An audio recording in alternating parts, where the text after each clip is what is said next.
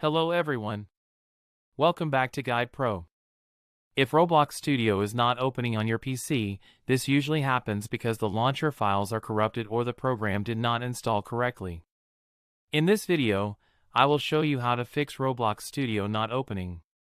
First, open the search bar on your PC and type Run. Open the Run program. In the Run box, type %appdata% and then press OK. This will open the AppData folder. Now click on AppData at the top. Then open the local folder. Scroll down and find the Roblox folder and open it. Next, open the Versions folder. Here you will see several version folders of Roblox. Sort the folders by last modified so the newest version appears at the top.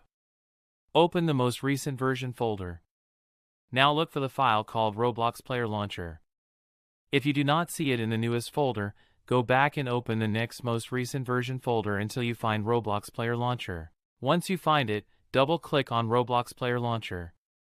This will reinstall the Roblox Player files. Wait a few minutes for the installation to complete. After that, go back to the Versions folder again. Now find the file called Roblox Studio Launcher Beta. Double-click on Roblox Studio Launcher Beta. This will reinstall Roblox Studio on your computer. After the installation finishes, Roblox Studio should open automatically. If Roblox Studio still does not open, you can reinstall it directly from the Roblox Create website. Open your browser and go to the Roblox Create page.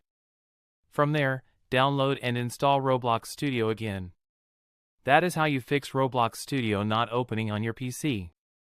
If this helped you, like the video and subscribe to Guide Pro for more Roblox troubleshooting tutorials.